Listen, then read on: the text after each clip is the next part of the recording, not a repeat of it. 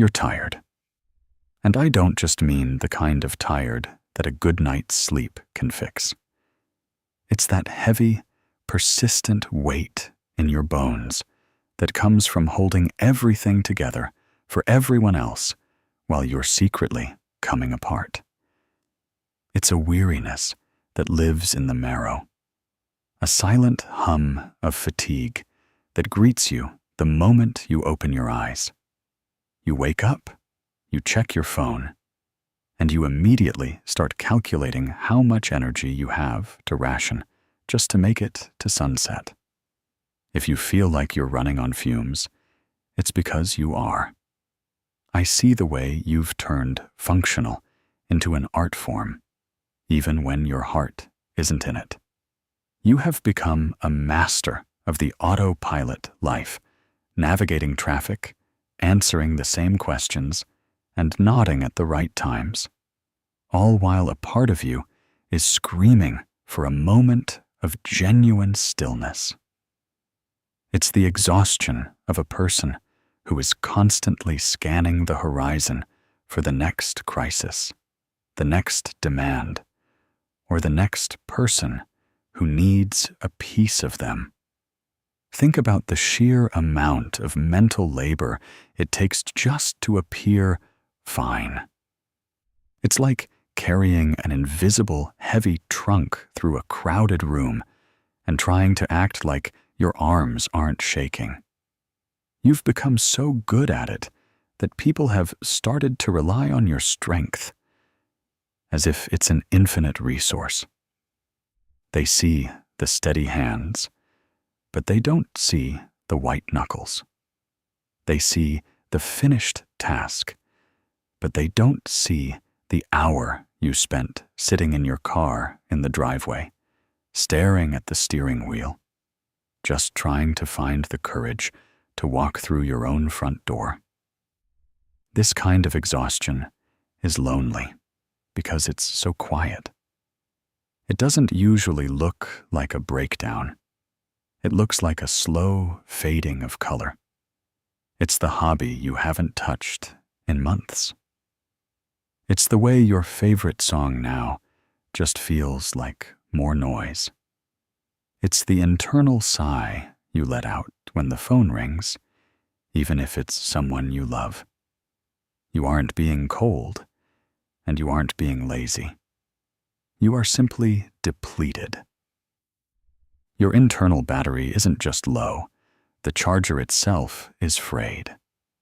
We live in a world that asks us to push through and grind, but no one tells you what to do when there's nothing left to grind.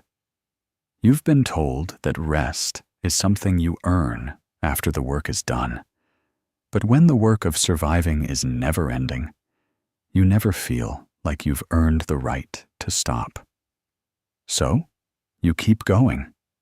You push the fatigue down into your stomach, into your shoulders, into your jaw, until your whole body is a map of suppressed tension. I want you to know that this exhaustion isn't a character flaw. It's not a sign that you're weak or that you're doing life wrong. In fact, it's a testament to how much you've been carrying. It's the physical and emotional evidence of your resilience.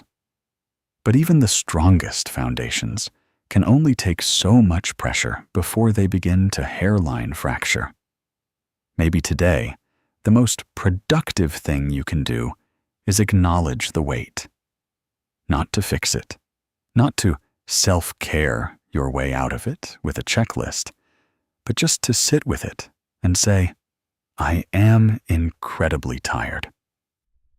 There is a strange kind of relief in finally admitting that the tank is empty. It's the first step toward stopping the leak. You've been the guardian for everyone else for so long. You don't have to be the light for the whole world today. You just have to exist, right here in the quiet, and let that be enough. We spend so much time curating a version of ourselves that looks stable. You smile at the grocery store clerk, you nod during the meeting, and you say, "I'm fine," with such conviction that you almost believe it yourself. But there's a cost to that performance. There is a deep, silent labor involved in maintaining the you that the world expects to see. It's the version that is always composed, always reliable, and always moving forward. But behind that mask, there is a person who feels much smaller, much more uncertain, and much more fragile than anyone is allowed to know. Think about the physical sensation of putting that mask on every morning. It's that moment in front of the mirror where you check your face to make sure the sadness isn't leaking out of your eyes. It's the way you adjust your posture before you enter a room, pulling yourself together like a suit of armor. You've become so proficient at this disguise that people often tell you how strong you are, or how they don't know how you do it. Every time they say that, a part of you feels a little more isolated, because you realize they aren't talking to you. They're talking to the mask. As Carl Jung once said, the pendulum of the mind alternates between sense and nonsense, not between right and wrong. You've been trying so hard to stay on the side of sense, to stay logical and composed, that you've forgotten it's okay to feel a little bit of the chaos, too. You've convinced yourself that the nonsense, the messy emotions, the inexplicable tears, the feeling of being totally lost, is something to be ashamed of. You treat those parts of yourself like secrets that must be guarded at all costs. But those parts are just as much a part of your humanity as your strength is. The weight of the mask is heaviest when you are alone. It's that exhaustion you feel the second you close the door behind you and finally let your face go slack. It's the realization that you have spent 10 hours pretending to be someone who isn't hurting, and now you have no energy left to actually tend to the hurt. You've spent your entire spirit on the performance, leaving nothing for the performer. You might find yourself sitting in the dark, unable to even decide what to eat, simply because the effort of being a person has drained you to the core.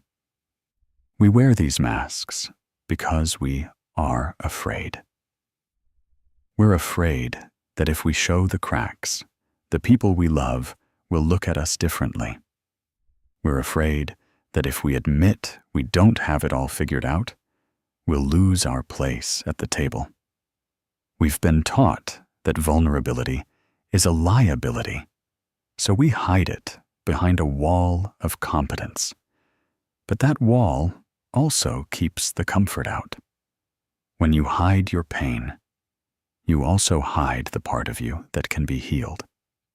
You create a barrier that prevents anyone from truly reaching you, leaving you to starve for connection in a room full of people who think they know you.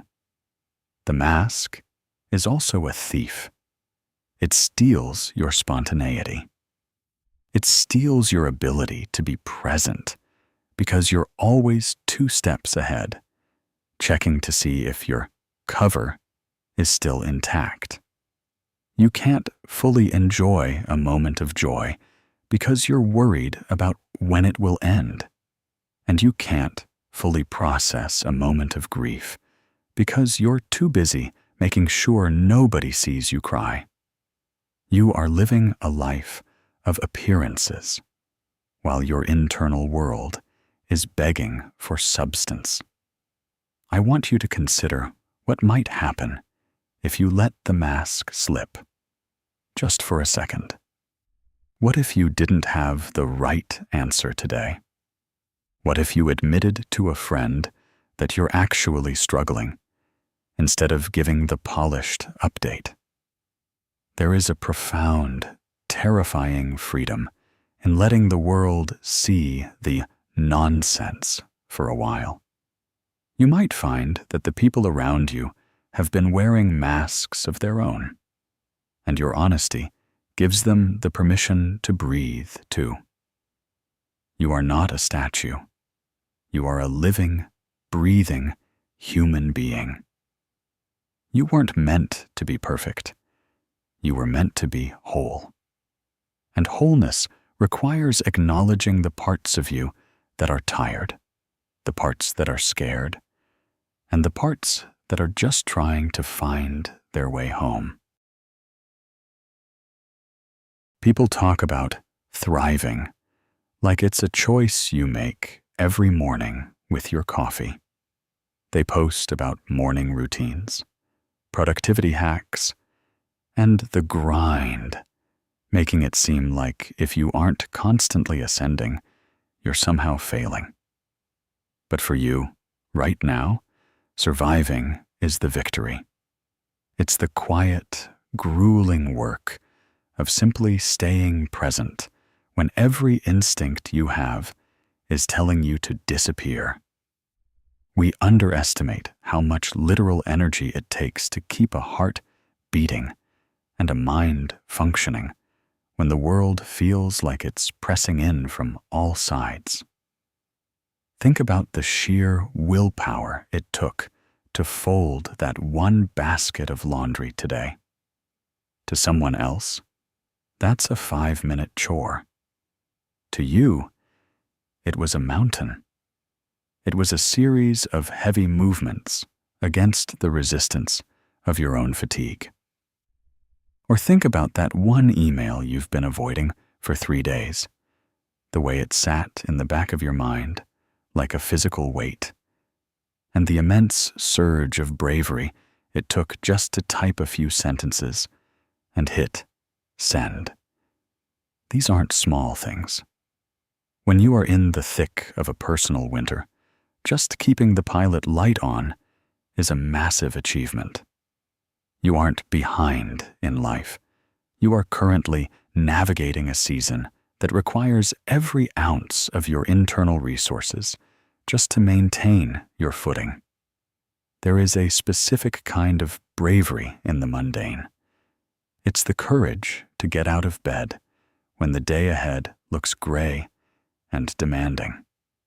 It's the strength to nourish yourself when you don't feel like you deserve the effort. It's the resilience to keep showing up for your life, even if you're showing up in survival mode. In this state, your brain shifts its priorities. It stops worrying about 5-year plans and big dreams, and it focuses entirely on the next hour, the next meal, the next breath. This isn't a sign of weakness. It's your system's way of protecting you. It's narrowing your focus so you don't get overwhelmed by the vastness of the struggle. When you're in survival mode, your nervous system is working overtime. You are constantly processing hidden stresses, managing old echoes of pain, and trying to navigate a landscape that feels unfamiliar. It is exhausting work. It's like trying to run a marathon while carrying a backpack full of stones that no one else can see. Of course you're tired. Of course you don't have the spark right now. You are using all your light just to see the path directly in front of your feet. We need to stop apologizing for not being extraordinary during times of great change. There is an quiet nobility in the person who continues to do the basic things. There is dignity in the way you keep your appointments, the way you try try to be kind even when you're hurting, and the way you refuse to give up on yourself, even if not giving up just looks like taking a nap so you can try again later. If you are judging yourself for your lack of output, I want you to look at how much input it's taking just to stay steady. You are managing an internal crisis while external life continues to demand your attention. That is a full-time job with no breaks and no weekends off. You wouldn't expect a person recovering from a physical injury to run a race. So why do you expect yourself to be at peak performance when your heart and mind are doing the heavy lifting of healing? One day, you will have the luxury of thriving again. You will have the surplus energy to create, to explore, and to dream big. But for now, if all you did today was breathe and stay kind to yourself, you have done enough. You have been a good steward of your own life. You are the architect of your own survival, and that is a foundation that no one can take away from you. Give yourself permission to let surviving be the goal. Let the simple act of existing be your greatest accomplishment for today. You are doing the work, even when it feels like you're just standing still. You are staying, and staying is an act of immense power.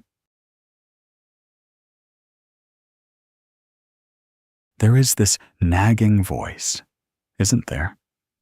The one that whispers that if people saw the real state of your living room, or the real state of your thoughts, they'd leave. It's a low-frequency hum of anxiety that follows you into every interaction, making you wonder if today is the day the veil finally drops. You walk through your day convinced that you are an imposter in your own life, playing the role of a together person while secretly feeling like a collection of broken pieces held together by nothing but sheer will. This fear creates a profound sense of inner homelessness.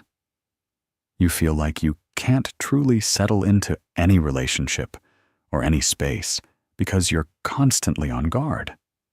You're afraid that your struggle makes you a burden, a project, or a downer. So, you isolate. You stop reaching out because you don't want to be the person who always has a heavy answer to the question, "How are you?" You decline the invitation to dinner because you don't have the energy to perform the version of yourself that people like. You stay home, not because you want to be alone, but because being alone feels safer than being found out. Think about the energy it takes to keep your messy parts hidden. It's the way you quickly clear the clutter before someone comes over, or the way you carefully edit your words in a text message so you don't sound too much. You are terrified that if you showed the depth of your exhaustion or the intensity of your doubt, the people around you would realize they signed up for a different version of you. You fear that their love is conditional on your stability, so you hide your instability to keep the love. But hiding your struggle doesn't make it disappear. It just makes the room you're standing in feel a lot smaller. When you keep your pain in the dark, it begins to grow. It feeds on the silence. You start to believe that you are the only one who feels this way, that everyone else has a secret manual for life that you somehow missed. You look at others and see their highlights, while you are intimately acquainted with your own behind-the-scenes footage. The truth is, most people are also terrified of being found out. We are a world of people hiding our shadows from each other, all while desperately wishing someone would see us for who we actually are.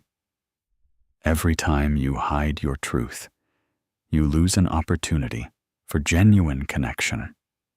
You are trading intimacy for safety. But it's a false kind of safety, because it leaves you feeling completely unseen. You end up being liked for a persona you can't sustain, which only makes the loneliness deeper. What if the things you are most ashamed of, the days you can't get off the couch, the thoughts that feel too dark, the feeling of being a failure, are actually the things that make you the most relatable? What if your cracks are actually the places where other people can finally see themselves in you? There is a specific kind of relief that comes when you finally stop running. When you say, "This is where I am. It's not pretty, and I don't have a plan to fix it yet, but it's real. I see the fear you have of being a burden. But I want you to consider that those who truly love you actually want to carry a corner of the weight. By hiding, you are denying them the chance to love the whole you. You are keeping them at arm's length from the very parts of you that need the most tenderness. You don't have to be fixed to be worthy of being known. You don't have to have a clean house or a clear head to be allowed to take up space. Let the secret out, even if it's just to one person, or even just to yourself in a notebook. Admit the mess. Admit the fear. The moment you stop trying to hide the broken version of you is the moment that version finally has a chance to breathe. You aren't a secret that needs to be kept.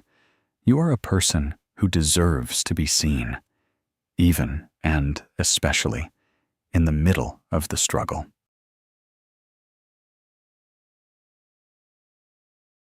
Healing doesn't look like a straight line pointing upward. It doesn't look like the sunrise in a movie where the music swells and suddenly everything is clear. It looks like 3 steps forward and a sudden, jarring slide back into old habits that you thought you had outgrown months ago. Maybe you had a great week. A week where you felt lighter, where you laughed without forcing it, where the future didn't look like a threat. And then today, for no specific reason at all, you couldn't get out of bed until noon. You felt that old, familiar heaviness settle back onto your chest, and the first thing you did was judge yourself for it. You tell yourself that the progress was a lie. You tell yourself that you're back at square one. But the architecture of change is far more complex than a simple climb. It's more like a spiral. You might pass the same points of pain again and again, but every time you do, you are observing them from a slightly different level of understanding. That slide back isn't a failure. It's a recalibration. It's your system checking to see if the new foundations you're building can hold under pressure. As Carl Jung noted, there is no coming to consciousness without pain. The discomfort you're feeling right now isn't a sign that you're failing or that you're broken beyond repair. It's the friction of a new version of you trying to break through the shell of the old one. Think of how a building is renovated. There is a period where the old walls are torn down, where there is dust everywhere, and where the whole structure looks more like a ruin than a home. You are in that middle stage. You are the construction site. It is loud, it is messy, and it feels like nothing is being accomplished. But beneath the surface, the new wiring is being laid. This process requires a radical kind of patience. We want to be better immediately. We want to skip the part where we feel awkward and raw. But you cannot rush the setting of concrete.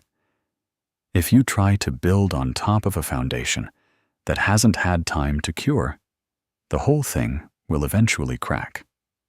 This stuck feeling you have today, this is the curing time. This is the quiet interval where your mind and body are integrating the lessons you've learned. Think about the moments when you've fallen back into an old way of thinking. Maybe you were too hard on yourself, or you let someone cross a boundary you promised to protect. In the past, you might have stayed in that place for weeks. But now, even though you fell, you noticed it sooner. You recognized the pattern while it was happening. That noticing is the architecture of change in action. That is the new structure holding firm. The goal isn't to never fall. It's to build a version of yourself that knows how to get back up without the crushing weight of shame. Change is also incredibly lonely because the work is so internal. No one can see the moment where you choose a different thought. No one sees the effort it takes to stay kind to yourself when you feel like you've messed up. You are the only witness to your own growth. It can feel like you're building a cathedral in the dark, wondering if any of it will ever see the light of day. But I promise you, the structure is rising. Every time you choose to breathe instead of panic, every time you choose truth instead of the mask, you are adding another stone to the wall. Be gentle with the you that is under construction. You wouldn't walk into a half-finished house and complain that the windows aren't in yet. You would see the potential and respect the labor. Try to look at your life with that same perspective. You are a work in progress, and that progress includes the days where you just sit in the rubble and wait for the dust to settle. You are becoming the architect of a life that is built on honesty rather than performance. And that kind of building takes time. The blueprints are changing. The walls are shifting. But you are still standing. And that is the most important part of the design. Sometimes the hardest part of surviving is missing the person you were before life got so heavy. You remember that version of yourself as if they were a close friend who moved away without leaving a forwarding address. You remember when your laughter didn't feel like a performance, when you had hobbies that didn't feel like chores, and when your mind didn't feel like a room where the lights were constantly flickering. It's okay to mourn that person. It's okay to feel a deep, stinging sadness that things aren't as simple as they used to be. This is a specific kind of grief because the person you lost is you. You look at old photos and see a spark in your eyes that feels foreign now. You remember a time when you could make plans for the weekend without checking your internal battery first. You remember when you trusted the world more, or when you trusted yourself more. Now, that lightness has been replaced by a cautious, protective layer of armor. You've become so focused on staying safe and staying afloat that you've had to leave behind the parts of you that were carefree. There is a temptation to look back at that past version of yourself through a lens of perfection. You forget their struggles and only remember their ease.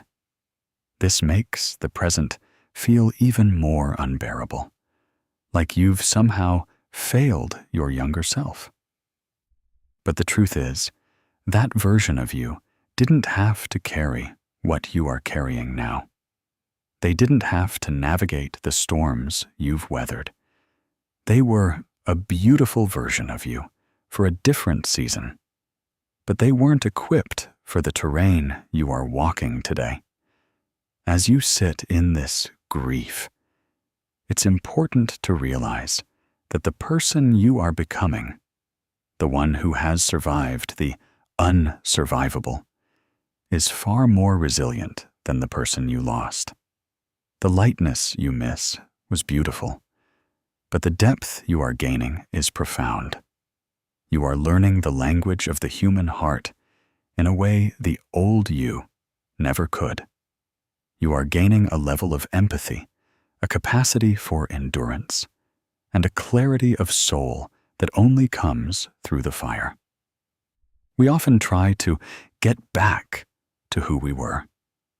We tell ourselves that healing means returning to the starting line, but life only moves in one direction. You aren't going back. You are going through. This grief is the price of admission for growth. It's the shedding of a skin that no longer fits. Just as a forest needs the fallen leaves of the past to nourish the soil for the future, your current struggle is the fertile ground for the person you are still meant to be. Think of the things that old you couldn't have handled. Think of the boundaries you've learned to set, the truths you've finally admitted to yourself, and the way you've learned to keep going even when the spark was gone. That old you would be in awe of your strength. They would be hoisted by your ability to face the day when everything feels like an uphill battle. You are honoring that past version of yourself by refusing to give up on the current one. It's okay to cry for the version of you that didn't have to worry about the things you worry about now. It's okay to miss the simplicity. But don't let your longing for the past blind you to the miracle of your current survival. You are still here. You are still breathing. You are still trying. And while the person you used to be was a lovely beginning, the person you are today is a testament to the power of the human spirit to endure, to transform, and eventually to find a new kind of light, one that doesn't just flicker on the surface, but glows steadily from within because it was forged in the dark. Give yourself permission to say goodbye to the old self so you can finally be present with the one who needs you most right now. Think about the expectations you're carrying right now. I want you to really feel the weight of them, the ones that have been pressing into your shoulders for so long that you've actually forgotten they aren't a part of your own body. There is the expectation to be the perfect partner who never has a bad day, the most productive employee who never loses focus, the most healed version of yourself who never revisits old wounds. Who gave you those burdens? Who told you that your worth was tied to how much weight you could carry without stumbling? Most of the time, we are the ones who keep stacking the stones in our own backpacks. We take the shoulds of the world and turn them into musts. We tell ourselves that if we just carry a little more, or run a little faster, or hide our fatigue a little better, we will finally arrive at a place of peace. But peace isn't at the end of a marathon of endurance. Peace is what happens the moment you decide to stop running. What would happen if you just put one stone down? What if you decided that for today, being average was not just okay, but a radical act of self-preservation? We carry the heavy things because we are afraid of what happens if we let them go. We're afraid that if we stop being the strong one, the whole structure of our lives will collapse.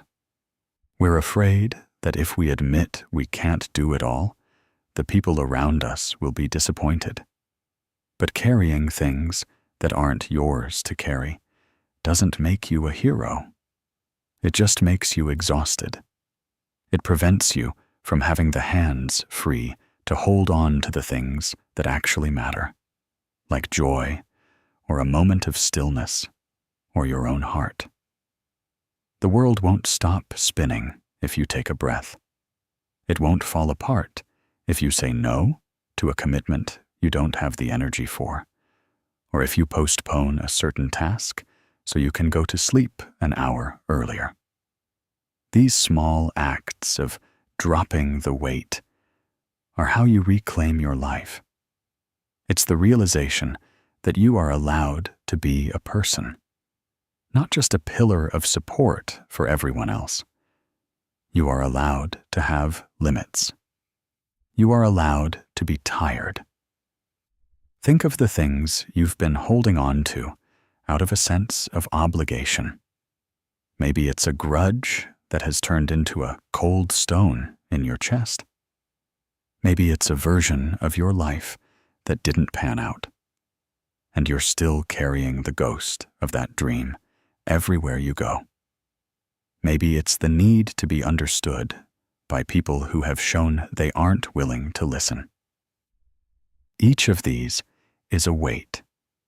Each of these is stealing the energy you need for your own healing. Putting them down isn't about giving up. It's about choosing what is worth your limited strength. There is a profound, quiet strength in saying, I can't carry this anymore. It's an admission of your own humanity. It's a way of telling yourself that your well-being is more important than the performance of perfection. When you put down the heavy things, you might feel a strange sense of vertigo at first.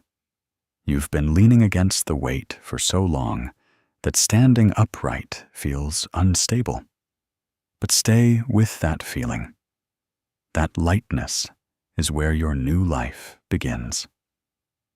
I want you to imagine yourself walking along a path, and one by one, you begin to unbuckle the straps of that heavy pack.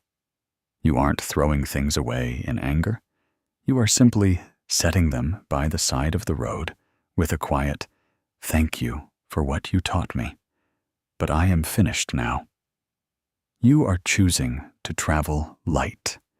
You are choosing to save your breath for the climb ahead, rather than wasting it on the burdens of the past. You deserve to walk through this world without your shoulders hunched. You deserve to look up at the sky without the strain of 1,000 shoulds pulling your gaze back to the ground. Today, let one thing go. Just one. And feel how much more room there is to breathe.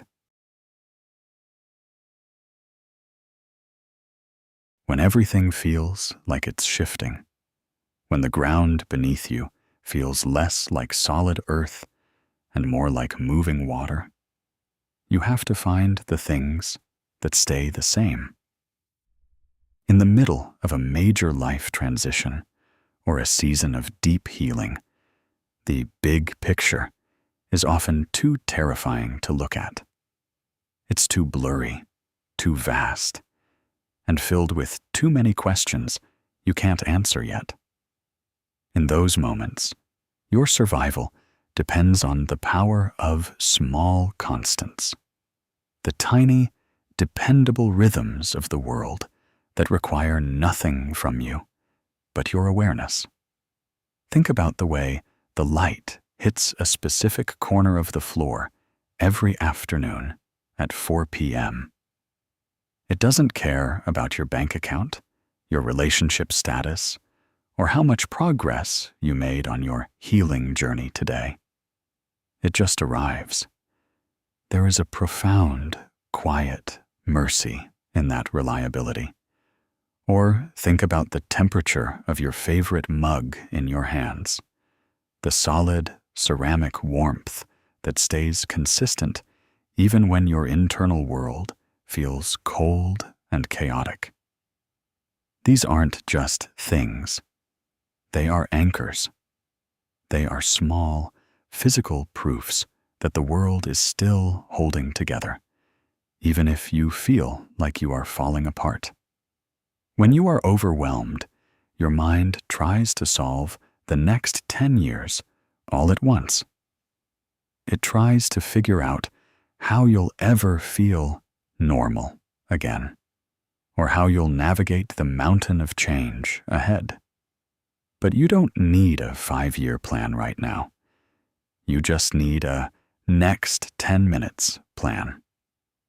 When the big picture is too loud, focus on the texture of the fabric under your hands. Focus on the rhythmic sound of a ticking clock or the way the steam rises from a bowl of soup. By anchoring yourself in these small, sensory constants, you are telling your nervous system, right here, in this micro moment, I am safe. Right here, the world is predictable. We often overlook these small things because we've been taught that only the big wins matter. We're waiting for the grand epiphany or the massive breakthrough. But healing is rarely built on grand gestures. It is built on the accumulation of small, steady moments. It's the constant of your own breathing, the rise and fall of your chest that has continued faithfully every second of your life, even through the nights you didn't think you'd make it. That breath is a promise. It is the most fundamental constant you have, and it is always available to return to when the storm gets too high. There is beauty in the mundane when the extraordinary feels like too much to handle. The way the water feels on your skin during a shower, the specific weight of your blanket when you lie down at night, the sound of the wind against the window.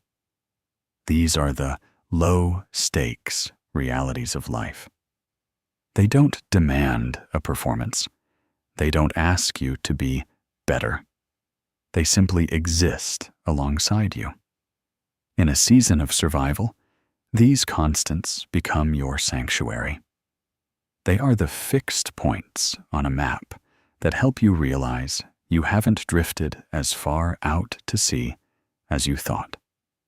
I want you to try and find 3 small constants in your room right now.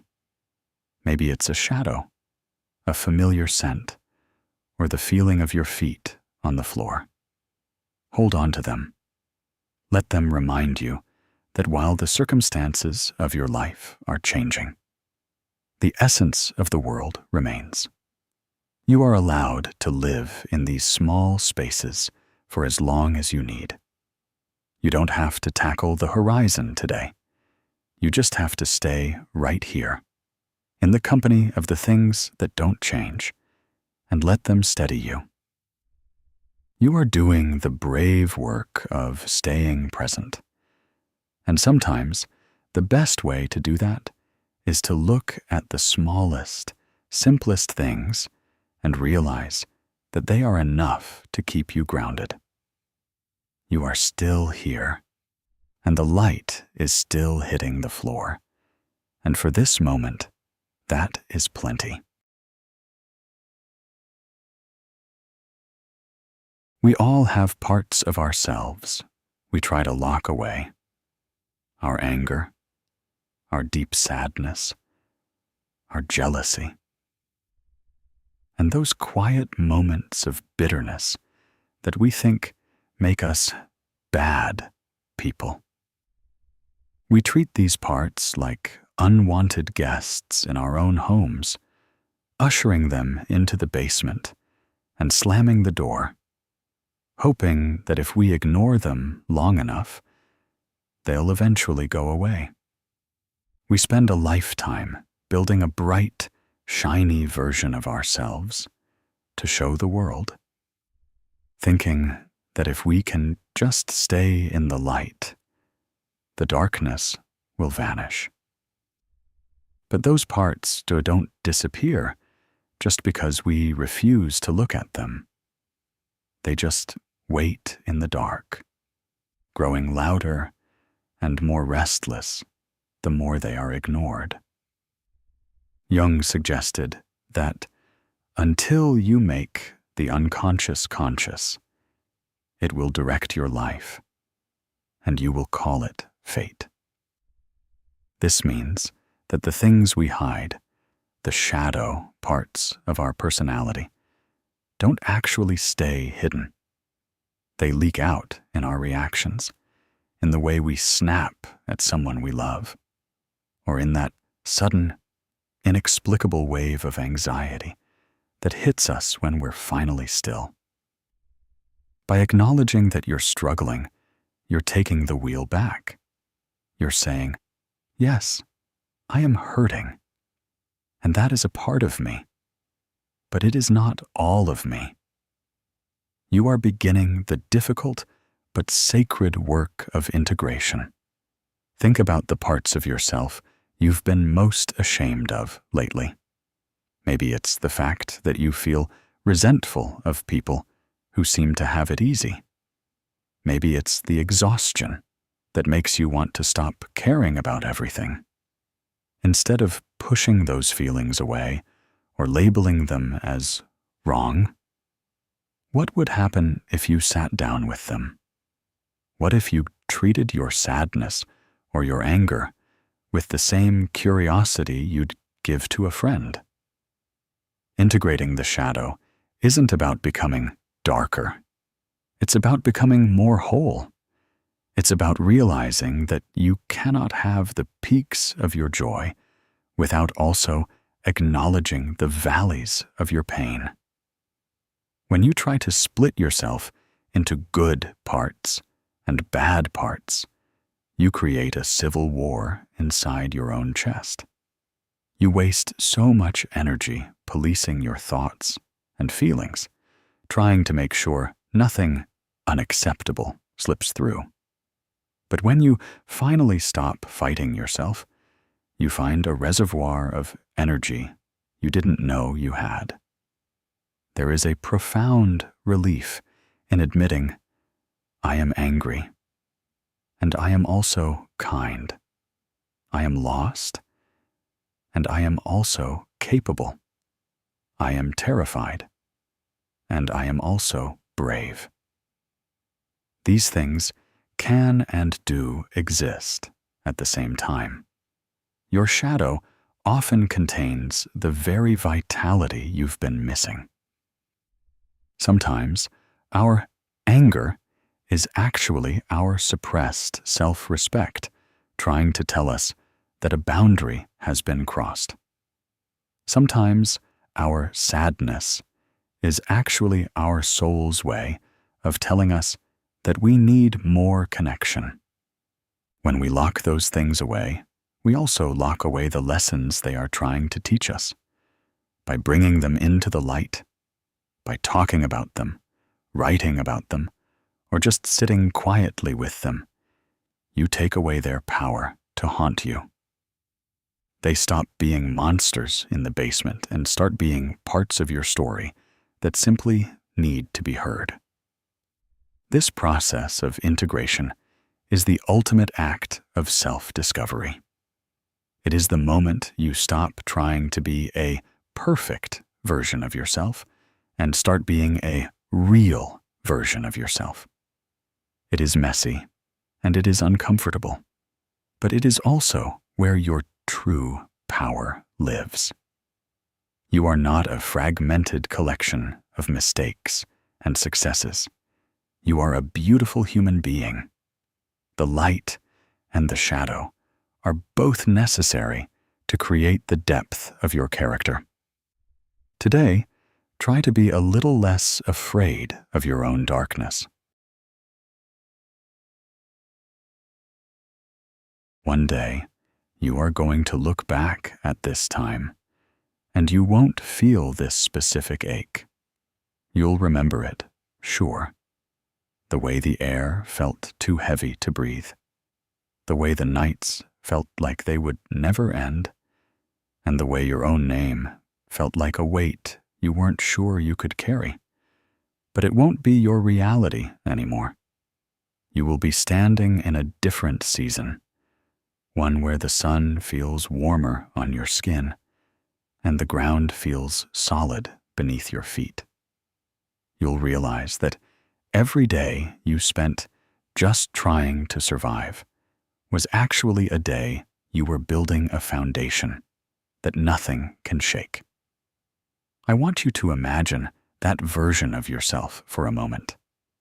Not a perfect version, not a version that has arrived at some magical destination of total happiness, but a version that is simply at peace.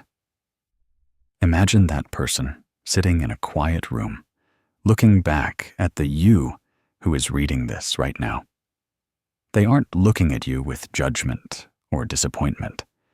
They aren't wishing you had been more productive or more together. They are looking at you with a profound, overwhelming sense of gratitude. They are saying, "Thank you for not giving up. Thank you for doing the hard, invisible work of staying when everything in you wanted to run. Thank you for being the bridge that allowed me to exist."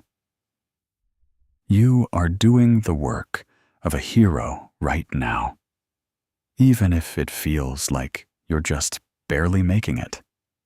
You are surviving the internal storms that no one else sees. You are navigating the quiet, lonely corridors of your own healing. And that is a feat of immense bravery.